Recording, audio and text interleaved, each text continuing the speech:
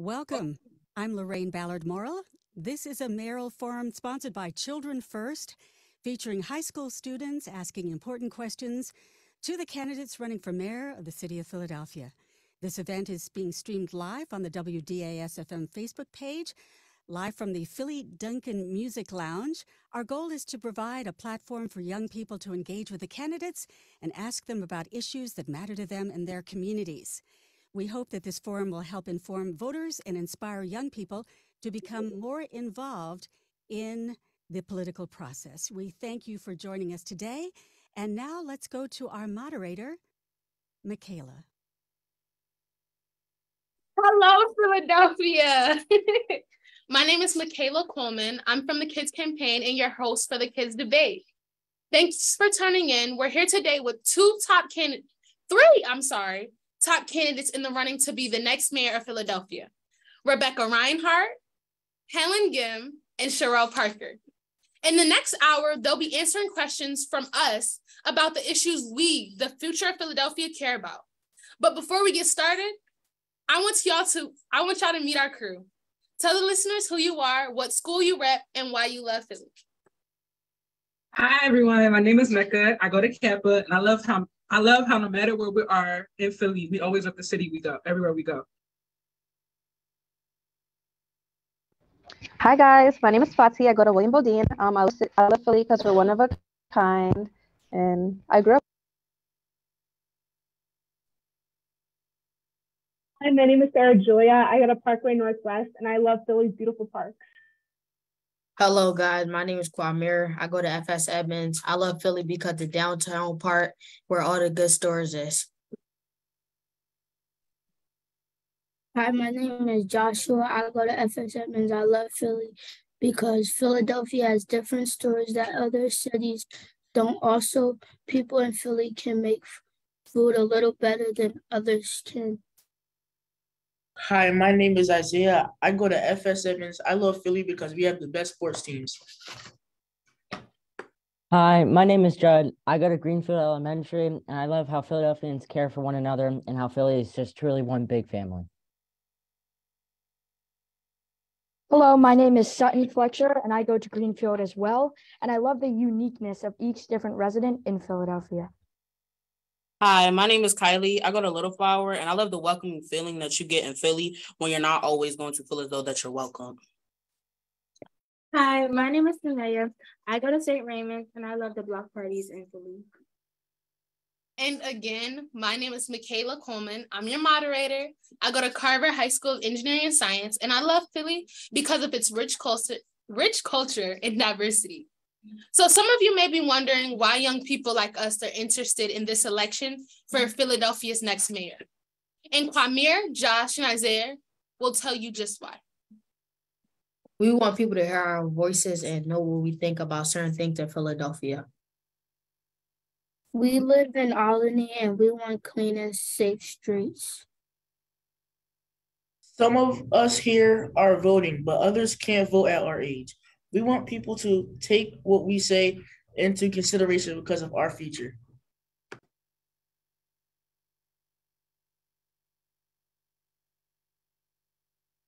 And that's why we're here.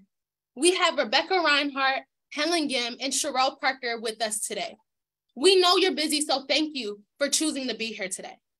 We've done a lot of candidate research. We have 5 rounds of questions for you, which you each will get 2 minutes to respond. And in the last round, you get to ask us questions. So let's get started. This question is to all of you. Kids my age want to know how your first 100 days as mayor will improve our lives. Will there be more job opportunities available for us?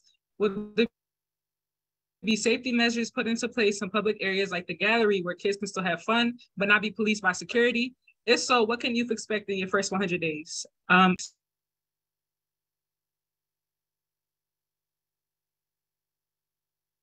Let's start with Helen Gim. Good afternoon, students, and good afternoon, Philadelphia, to the Kids Campaign. Thank you so very much. I'm honored to come before you because I believe the next mayor has to lead a transformation that starts with our young people, with the schools that you attend, and the safety of your neighborhoods and communities. I come before you with a 20-year track record of actually delivering transformative change of standing alongside parents and education communities who have helped take on some of Philadelphia's toughest problems. That means we've helped restore nurses and counselors back to our schools, ensure and guarantee safe drinking water, and deliver a real plan for safety and investment. And that's going to start with my mayorship. You asked about what the first 100 days is going to look like. Number one, we're going to prioritize safety. I'm going to make sure that we provide and ensure safe passages to and from schools. I've committed to making sure that every school is a community school, including keeping schools open after schools in the summer program, providing real enrichment opportunities that restore back a sense of wellness and well-being. I am absolutely dedicated to prioritizing your mental health. That's why I fought so hard for those nurses and counselors and social workers to come back. But I also want to make sure that not only are they there and staff, but we're bringing wellness and restorative practices programs into schools, that we're prioritizing your well-being. I've made it very clear that I believe that safety also starts with a safe and welcoming school. So I have a plan to fix and modernize schools so you don't have leaking roofs and unair-conditioned buildings, that we don't see schools closed down in the middle of the year. I'm the only candidate with a real track record of actually delivering these transformative changes. 30 years ago, I was a school teacher in Albany teaching 5th grade, and I'm here to finish the job. I'm proud to be known as the education candidate and proud to be known as your education mayor. Thank you so much. Ms. Reinhardt, what about you? We want to know how your first 100 days will improve our lives. Well, good afternoon. Thank you so much for having me today. It's wonderful to be here. My name is Rebecca Reinhardt. I am a public school parent of a 7th grader, actually at Greenfield, and believe strongly that every child in our city deserves a good education in a safe school with good learning. So my first 100 days, first, I will work from day one to make our city safer. On day one, I will open the city's Emergency Operations Center. What that lets the mayor do is coordinate not just the police department response, but the streets department to fix lighting in high crime areas, to clean up vacant lots where crime can occur. Also the library department to make sure there's library hours after school in the neighborhoods that have the most gun violence. Rec centers are open and have programming in the neighborhoods with the most violence.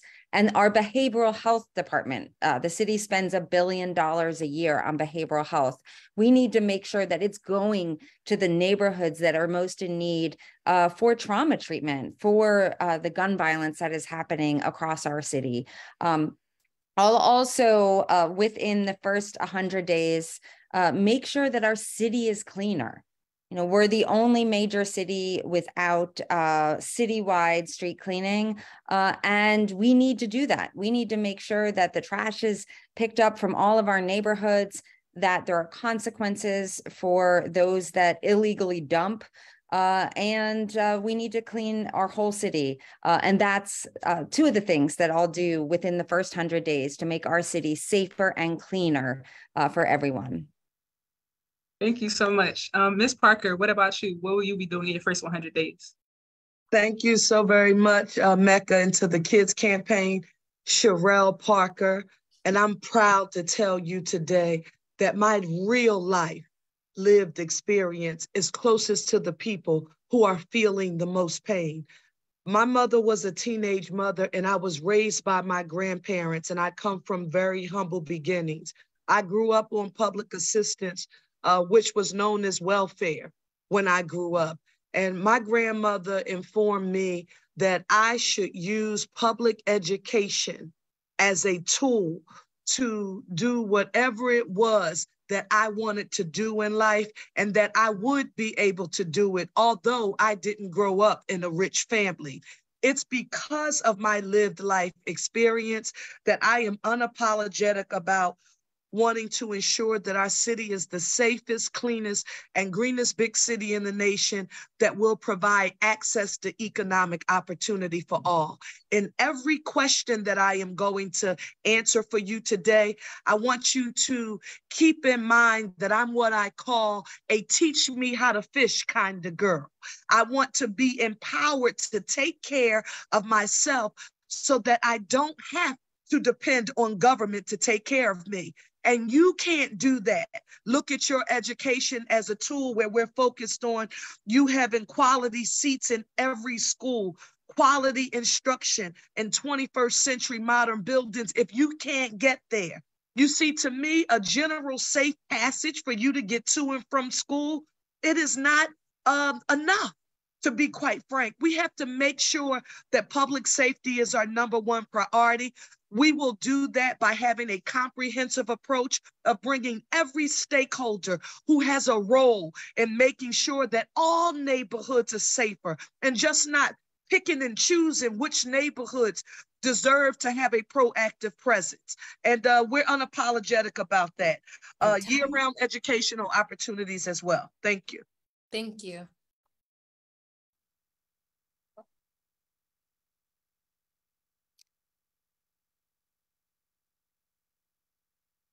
Michaela, do we have our next question? Absolutely. Thank you so much. So thank you all for your answers. This next question is for all of you again. As mayor of Philadelphia, you will lead a city that is very diverse. 39% of the city is Black, 33% of the city is white, 16% of the city is Latina, and 8% is Asian. Philly is also very unequal and very segregated neighborhood by neighborhood. And this hits people in Philadelphia differently. We want to know what you'll do as mayor to make sure that children across Philadelphia, no matter their race, class, and gender background, can thrive. How will you make sure to connect with all the communities in Philadelphia different from your own? Rebecca, why don't you take this first one? Sure.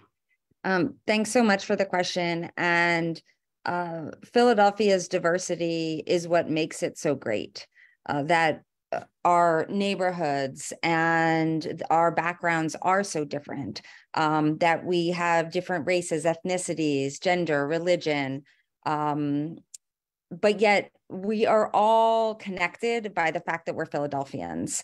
And when I travel across the city, I hear people wanting the same things, which is they want a safe neighborhood to raise their family. They want a good school for their kids. They want a park, a playground. They want clean air, and everyone wants an opportunity for job growth. So as mayor, I'm going to make sure that I'm a mayor for everyone in our city. I was the citywide elected controller for the last 5 years. The controller is the financial watchdog of the city.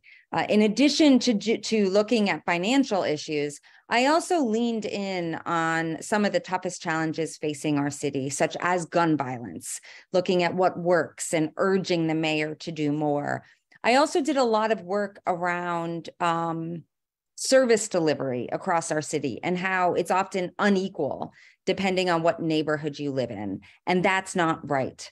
For example, my office did work around trash collection and found that if you live in Center City or Northeast Philly, your trash is going to get collected on time, on average, about 93% of the time or more.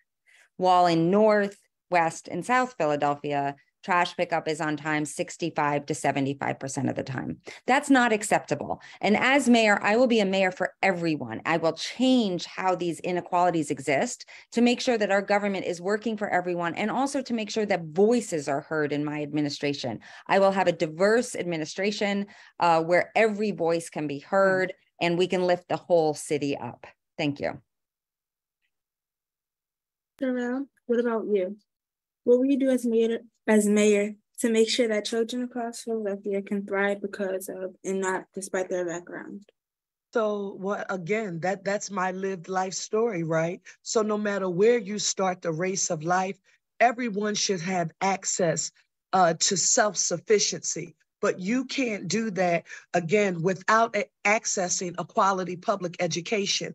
And then because we want you to have a livelihood that gives you the ability to take care of yourself, that means that within our publics, our charters, and even our parochial schools, we need to be training our young people to be the builders of the 30,000 units of affordable housing I want to build, to be the builders of the public schools that we need to demolish and rebuild to ensure that they're 21st century and modern.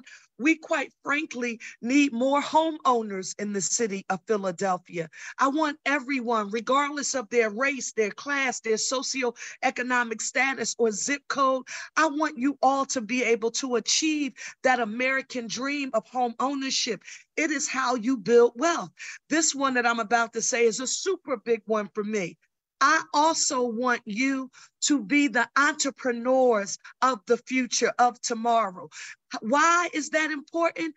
Because I want you to be the thought leaders. I don't want you to simply think of yourselves as consumers in our city.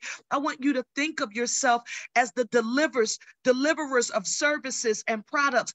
You can't do that unless there is investment in you, equity in you. Think about the television show called Shark Tank and the men and women who sit there and decide whether or not they want to make an investment in a business because it's worth it. Well, you're worth it to me.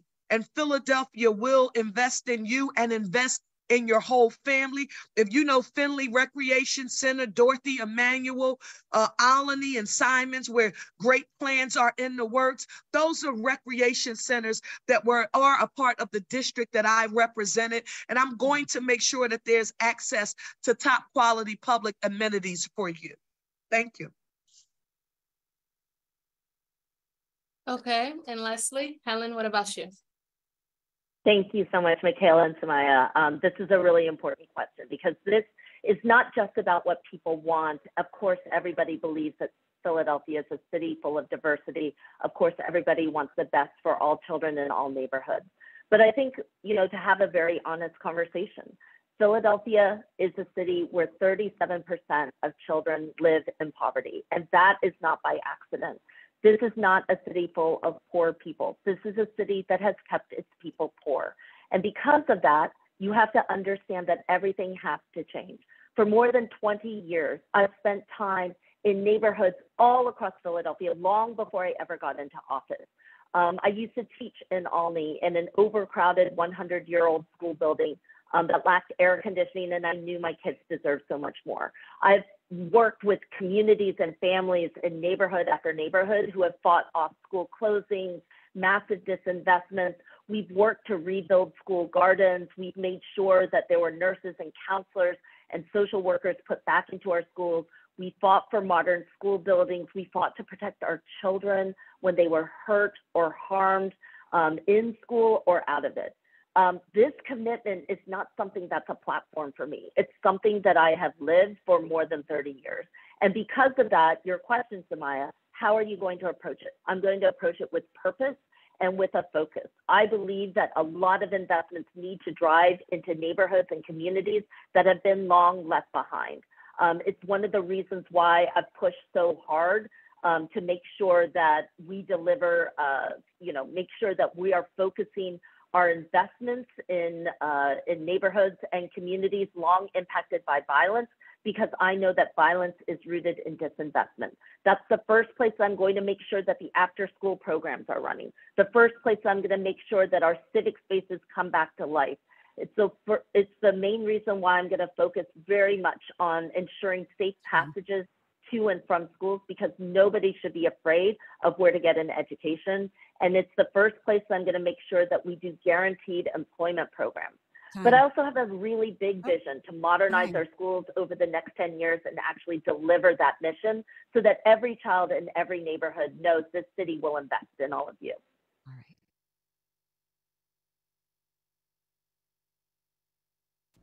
Thanks for answering. For this round, we're going to ask each of you a question we came up with after researching your policies.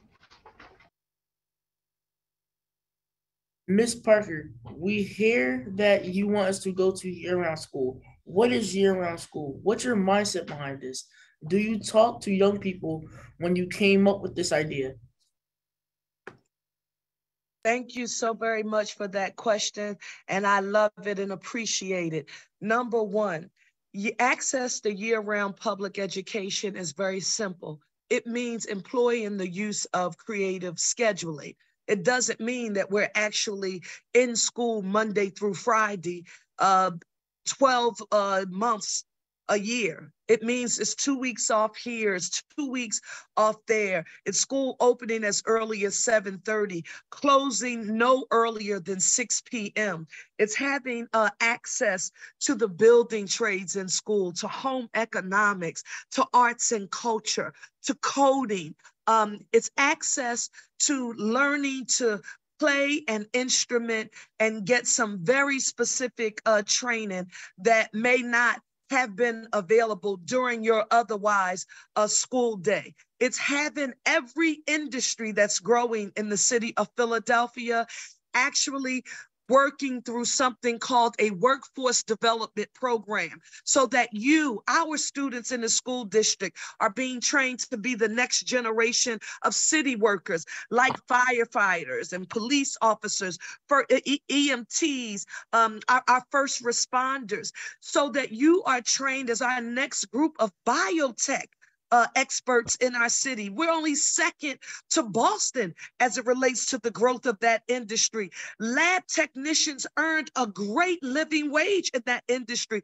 Why aren't our young people being trained to have access to those opportunities? It means that we bring the private sector, those who are actually doing this work, to work in partnership with our teachers, to work in partnership with our administrators, so that every industry that's moving in our city, everything that young people who attend private schools, to be quite frank, and more affluent schools, we want you to have access to it. That's what year-round access to education looks like for me.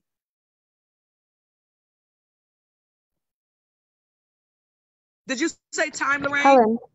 Yes. Kylie, you're up next. Yeah, Helen, this question is for you.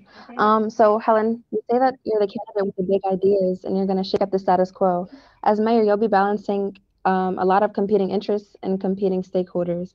You'll also have to meet with lots of needs with limited resources and limited budgets. How will you do that? What will your approach be to tough decisions? Yes, thank you so much, Fatih. That's such a good question. I have always assumed that, we're a city, right? We can't actually fund everything that we can do, but it is my responsibility to meet people's needs. If I just did things based on the amount of money we have right now, we're giving you the least that we can get, in part because we know so much has been denied to Philadelphia school children and to children across the board. This is a state that has been charged with unconstitutional, unjust funding. You don't actually need a Supreme Court decision to make that clear. You could just tell as soon as you can tell the difference between your average Philadelphia public school and the brand new $90 million public middle school that they just built in Lower Merion for 10 and 12-year-olds.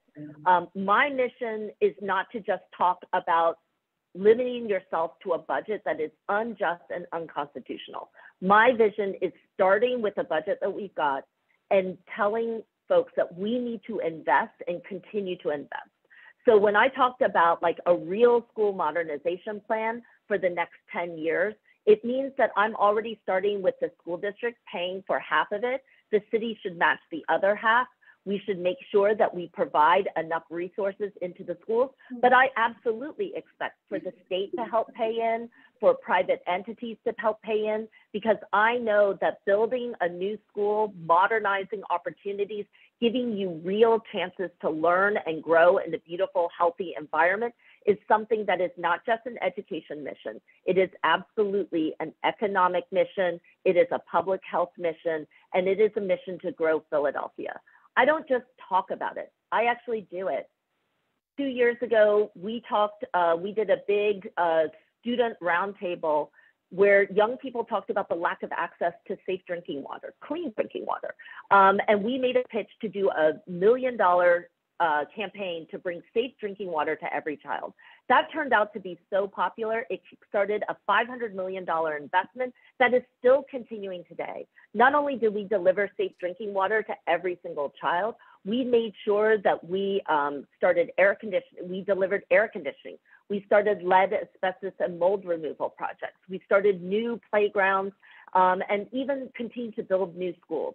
This investment is not just about what we've got right now. It's the vision for where we're going to be over the next 10 years and making sure that everybody is on a whole city mission to invest in all of our young people.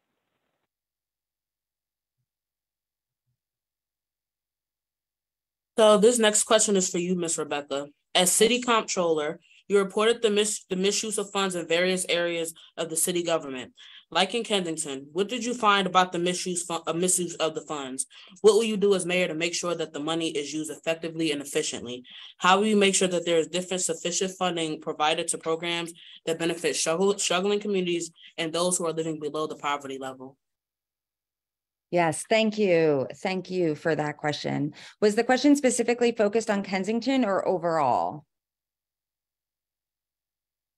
Just for clarification. I can address it overall. Overall. Overall, okay, great. So yes, as city controller, I identified areas of the city not operating the way it should operate, of funds that should be used in a better way. As mayor, I can actually make that change happen because as city controller, I made recommendations to use city dollars in a better way. But that's where my power ended. As mayor, I can implement and actually make the changes happen that are necessary. For example, as city controller, I did an audit of the police department and found that the city spends about $800 million a year on policing.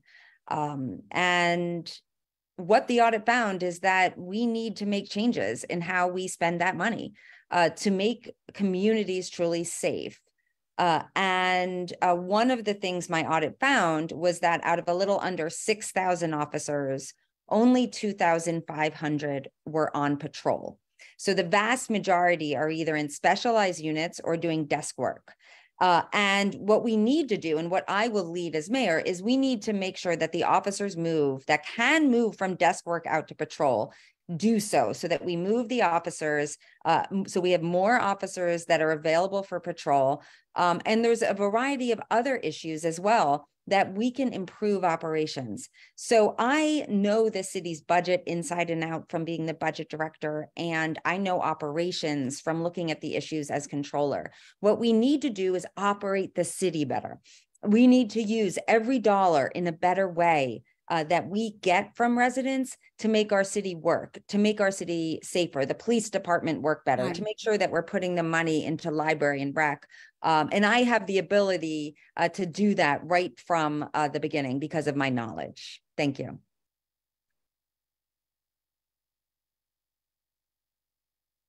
Thank you for your thoughts, Ms. Reinhardt. For our fourth round, we're also going to ask you another question. Okay. You have all said public safety is a priority for you as mayor. How will you prioritize schools, and will you continue curfews for youth? We want you to know that the curfew really limits some of our ability to take transit home from after-school activities, sports, or jobs that let out late. Do I go first? Here first. Yeah. Okay. Great. So improving public education, improving schools is a top priority of mine, and it will be of my administration. I will appoint a school board that shares my vision for a long-term transformation of our schools.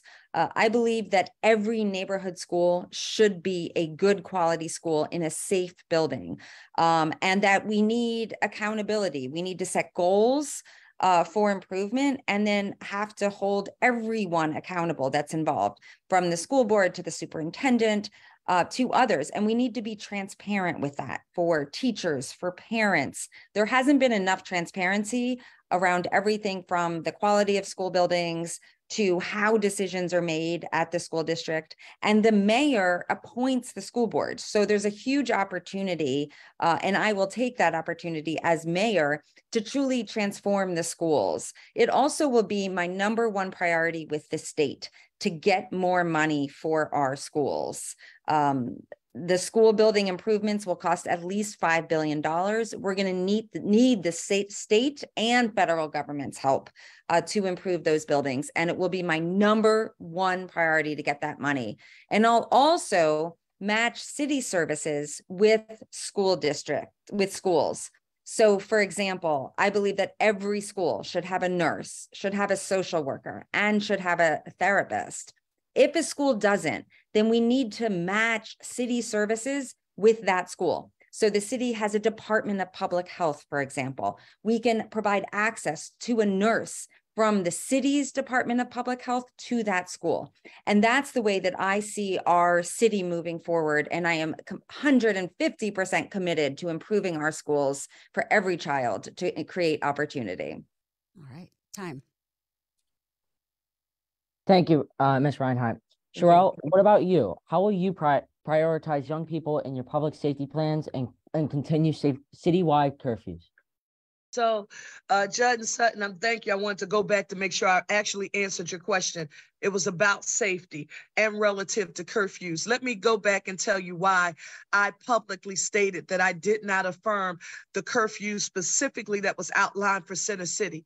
I went to high school at the Parkway Program High School at 1118 Market Street. It was directly across the street from the gallery. I had classes at Society Hill Playhouse, at the Painted Bride, at the African American Museum, and I rode the subway. The Broad Street line is what I took to and from Broad Nominee to catch the C bus home, and it was definitely after hours. And there was very much a coordinated approach between SEPTA's mass transit, how late I could use my school tokens, along with our interaction with all of the businesses that were in that area. And we were able to work through it. However, let me be very clear, very transparent with you all. Public safety and quality of life is different depending on the community that you live in. This idea that all of our young people are coming from perfect homes where they have a mother and a father checking for them to be in the house at a certain time, checking their homework when they get home, that they are coming from what I call the Cosby-like, lifestyle. That is not true. I didn't grow up in a perfect family. And because of that, I'm ultra sensitive of acting as if all of our children are coming from perfect homes because I was raised by my grandparents. So regardless of our race, our class, or our socioeconomic status, or our zip code, public safety, by having officers walking the beat, riding a bike, not parked in a car, drinking coffee and eating donuts, but actually walking our neighborhoods, getting to know the people that they're sworn to protect and serve, and understanding that there'll be zero tolerance for any misuse and or abuse of authority. I have a 10-year-old son named Langston. He wears locks, and he's chocolate just like I am. I want Langston and every kid similarly situated, and every adult and every Philadelphian to be safe.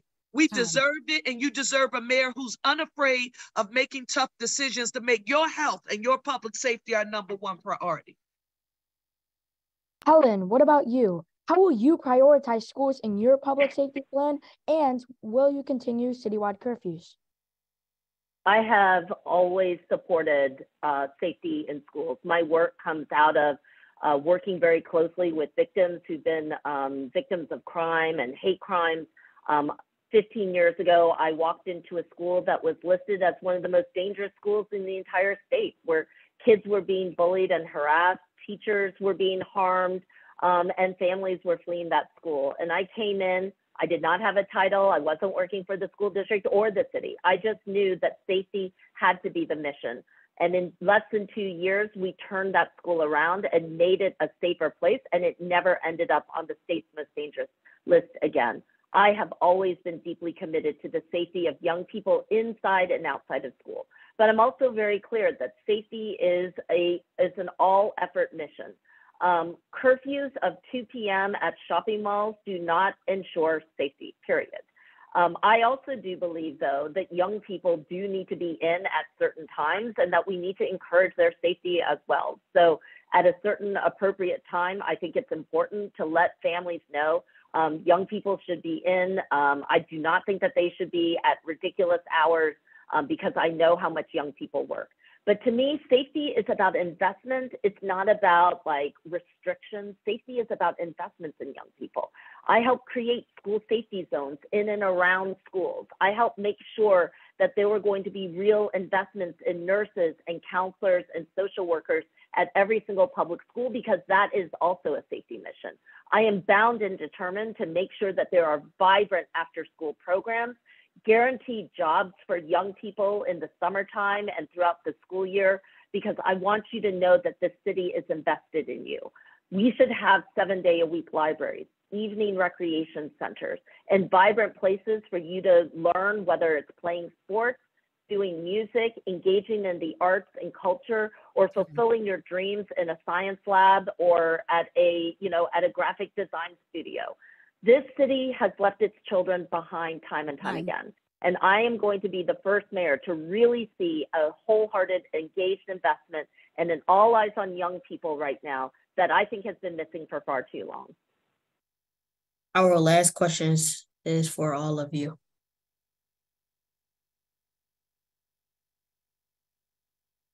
We live in Albany, and like other parts of the city, we don't always see politicians until there are elections, and they don't always come back to meet their promises.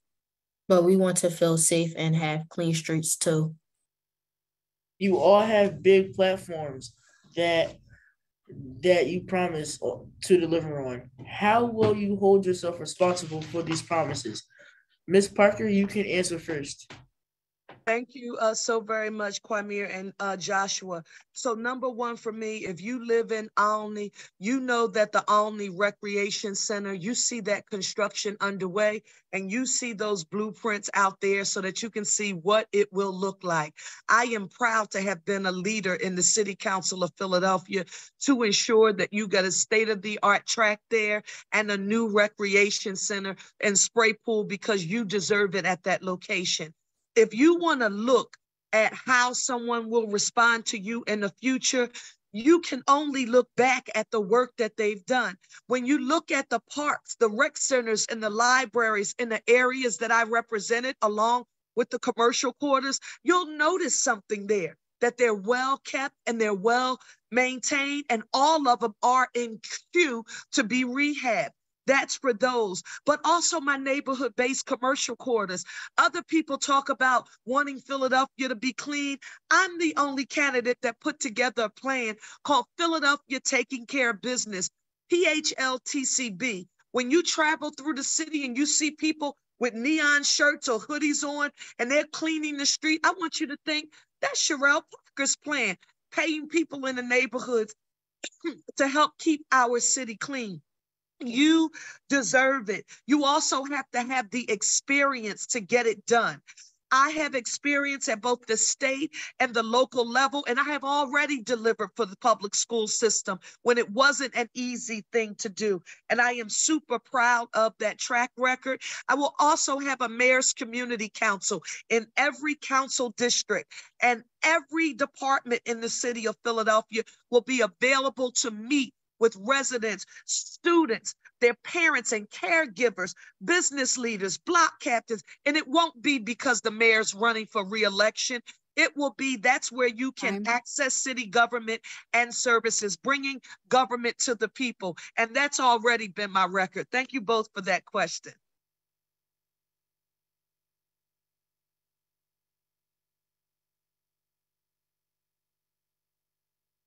Ms. Reinhardt, what about you? How will you hold yourself accountable to your big promises? Yes, thank you for that question. What I'll do is similar to what I did as city controller, but on a much bigger scale. I will have transparency around the goals of my administration and have ways to measure that are on the city's website. The city of Boston actually gives itself a letter grade every quarter, like a report card, based on how it does with trash collection, with public safety, with library hours, with rec center hours. And the city of Philadelphia should do that as well. And I will lead an initiative similar to that here in Philadelphia as mayor. Also, look to how I operated the city controller's office. I believe strongly in community engagement and community involvement. For my major initiatives in the controller's office, I created community councils for my office's investigation into the city's response to the civil unrest following George Floyd's murder. I pulled together community members from across the city, from different backgrounds with different beliefs, to chart a path forward together. And that's the type of outreach that I'll do as mayor. I'll also go into every neighborhood regularly. I did it as city controller, and I'll do it as mayor. The only way to truly lead our whole city is to be connected to every neighborhood. That's my belief, and it's how I'll lead as mayor. And I will be completely transparent with the people to say, here is what I'm setting out to accomplish. Here is how I'm going to measure my success as the mayor. And I'm going to make it available publicly on a website so that you can all see it. And if my administration falls short on something and we need to correct it, we can all see that together. That's the way that I lead, and that's the way we're going to fix the city and move it forward for everyone. Time. Ms. Gilmore, what will you do if you can't meet your promises? How will you hold yourself accountable? Well, thank you, Joshua. I'm an outcomes-driven person. You know, I show up and I make sure that things get done. In 2019, I called for an effort to bring air conditioning into schools. We helped deliver it to schools like FS Edmonds that I was just at last week. We delivered it at Lowell Elementary School and at Kearney Elementary School. I made sure that when we talked about safe drinking water, that it went to every single public school, because I track, I make sure, and I listen and engage with school communities directly. And then I go around and I visit these schools. I never talk about things and just assume that they're going to happen. I assume that it's going to be hard to get this work done, that it's going to take time. But this is one of the missions of the mayor. The mayor is the person who not just sets the ambitious plans, the mayor is also the person who is driving and exhorting and checking and holding things accountable so we actually get the job done. It's why when I talk about that $10 billion plan to actually modernize schools over the next 10 years, that it is a mission to get to the end of those 10 years and make sure that we actually give our young people the modern, healthy, green and joyful places of learning that you actually deserve. But I'm also somebody who really believes, like when I spent a lot of time on keeping people housed. We used to do thousands and thousands of evictions every single year. I know what it feels like and what it's been to like evict somebody from their homes and have everything lost in just a matter of a few minutes. So I made it my mission to really do a program that slashed evictions by almost 70%, help pay people's rent assistance. And that work then became a national model. It was copied in city after city because it actually works. The reality is this: when we actually solve problems in our city, they become enormously popular. They are extremely successful, and they should be an incentive for additional investments. That's what I've held myself accountable to. And I always make sure that I measure that by how people live and not just what agencies tell me is going well. Thank you all so much for your questions and your answers. So before we go, just as important as it is for you guys to speak to us, we would like to answer some of you guys' questions, because fixing Philadelphia isn't just a one-person problem, it's a collective problem.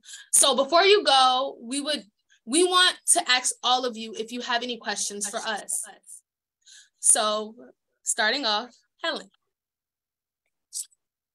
First of all, I want to thank the Kids Campaign for this excellent and well-run and beautiful forum. I want to thank all of you for your research, which you did very exhaustively and extremely well.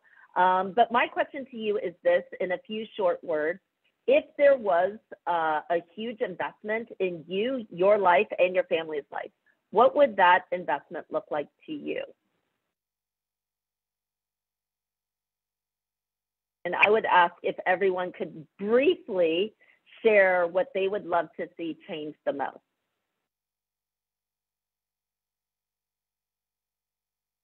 Firstly, I think that for me and my family, that it's really important to see that politicians connect with the community and to see our voices heard. So I think that it's most important for my family just to know that we have a mayor that listens to us and that interacts with us and actually, keeps to their word and actually continues to strive and make our city better. And just going off of what Jude said, a politician that shows up, but also a politician that acts on their promises and acts on the things that they say, because a lot of times, as we've said previously, we get politicians who don't, they say they're going to do this, they say that they're going to do that, but nothing actually is followed through unless media is there, or unless it's something that's going to get their more money funded into their campaign and just stuff like that. And so I think it's really important to see that, you guys took the time out to get on this call with us and just hear our voices. And so, yeah. For my family, what I would like to see is an active police force, not just the increase in the amount of police, but also, as Sherelle said, them being active and engaging in my community so that I know that my family is safe.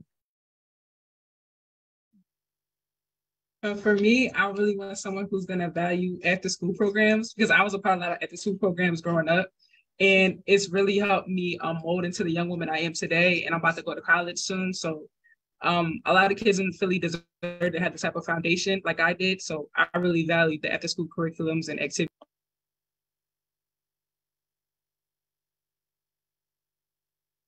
All right. For me and my family, I would just say being approachable at the same time as helping resources to become our better selves and better to help us to better our careers for the future, not just extracurricular activities, maybe just better internship opportunities and better things to help us get ready with college and funding, and definitely transportation, just the safety within our neighborhoods and bringing the unity with the children together rather than separating itself from each other. Next is Rebecca. Do you have any questions for us? Yes, I want to ask what if there's one or two things that the city could fix that bother you about Philly. What would it be? What would be the top one or two things? So I'm just gonna say a big one: schools. Yeah. I think a lot of us here can agree that our schools aren't equitably funded, they don't meet our needs. They're run down. It's very, I don't know. They just need to be re-examined on a whole scale. And I think a second big one is policing, because like I've said previously, we're so worried about who's bringing metal detectors and uniforms and stuff like that instead of prioritizing kids learning. So those are two big ones. I would also so real quick, knowing that you know a little bit about Greenfield because Julia goes there, that Greenfield gets a lot of opportunities that a lot of other schools don't. Yes. And we know that schools aren't getting that equal opportunity, and we know that especially at Greenfield and all across the city overall, that we need schools to be equally funded so everyone gets the equal opportunity they need. Absolutely. Thank you. I would also like to add on to what Michaela and Jude said. My school is right in the center of Northern Liberty, so it's like next to gentrified neighborhoods, but at the same time, we have to walk in with metal detectors. I feel like it's contradictory. So I feel like the neighborhoods need to be taken care of all neighborhoods at the same time. And at the same time, really look into the neighborhoods instead of the students. Well, not just instead of the students, because, you know, students have problems within themselves, but mainly the neighborhoods and taking care of all of them equally and all of the students as well, and making sure everyone is safe. Absolutely. Thank you. My two things is first off, the cleanliness of the city. It's very dirty, if I had to be so honest. I think we can all say that. And my second thing would be like how it's easy for like kids my age, younger. It's like how it's so easy for kids like us to get equipped with weapons and stuff. Because I hate to say it, but it's nowadays it's kids killing kids, if you get what I mean. And it's like, and that's kind of trifling. I don't want to say okay. But that's trifling because it's like nobody wants to hear that their child has access to a weapon or that their child's in the same vicinity of a weapon. That's just not something that you want to hear. Yeah. Absolutely. Thank you. Jarrell, what about you?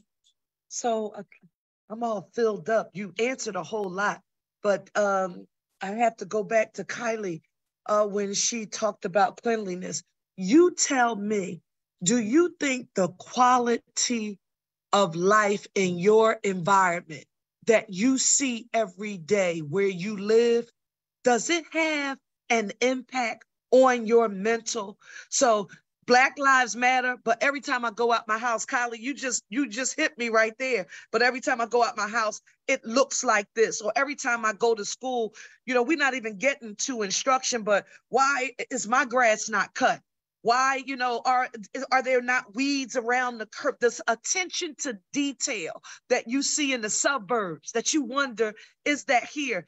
Am I crazy or does that matter to you too? Do you think about that sometimes? I think about that every day when I'm walking home from school. When I walk home from school, I see spit puddles, I see cans, I see bags of chips.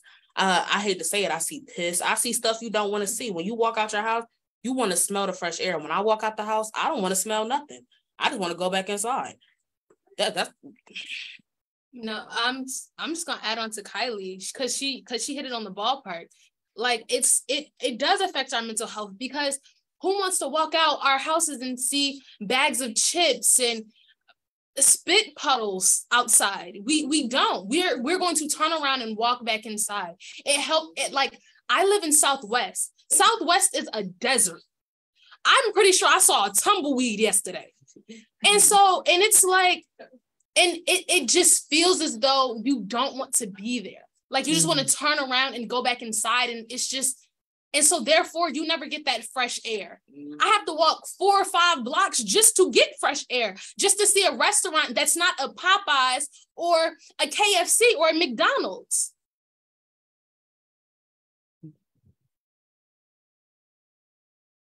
Thank you all so very much.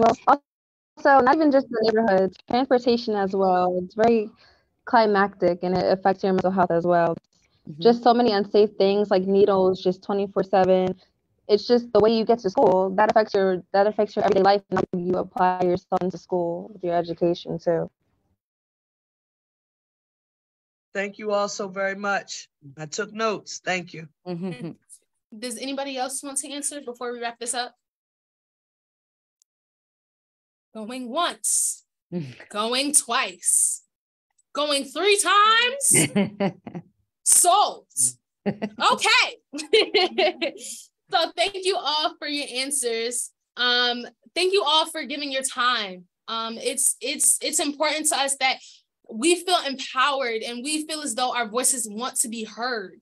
Yes. Like we don't have to constantly scream and yell for attention, that people want to genuinely hear us speak and hear our opinions to better educate and rise and nurture the next generation of leaders in Philadelphia. So as a final note to all our listeners, we have 5 top candidates running to be the next mayor of Philadelphia: Jeff Brown, Alan Dom, Helen Gim, Sherelle Parker, and Rebecca Reinhardt. We invited all of these candidates to participate in our debate. Jeff Brown and Alan Dom declined. We're happy that Rebecca Reinhardt, Helen Gim, and Sherelle Parker showed up. We hope this gives you a sense of what candidates will prioritize us kids, young people when they're in office. Remember, we are a week away from the May 16th primary. That's when we get to vote for a new mayor in Philadelphia. And we hear that the mayor's race is a 5-way tie, and 20% of y'all are still making up your mind on who to vote for. Well, we want to thank everybody. That's why we wanted to do this debate. Many of us are voting for the first time. Some of us didn't even vote yet. Our future's on the line, but we make sure the next mayor of Philadelphia make things work for us. Because Philly works when we're secure, when we have safety, education, careers, uplift, recreation, and a healthy environment. Thank you. You believe the way is forward for young people are secure. We hope this debate can help you cast a good vote. Thank you all for showing up. Thank you all for your time. Well, thank you, all of the young people who participated in this forum sponsored by Children First, featuring you amazing high school students asking important questions of our candidates running for the mayor of Philadelphia. The event streamed live on the WDAS-FM Facebook page from the Philly Duncan Music Lounge. I'm Lorraine Ballard Morrill. We appreciate everything that you've done today to raise awareness about the issues that are important to you. So thank you all for everything that you've done, and hopefully you will help us have a better idea of the candidate that we want to choose to be the 100th mayor of the city of Philadelphia. Thanks so much.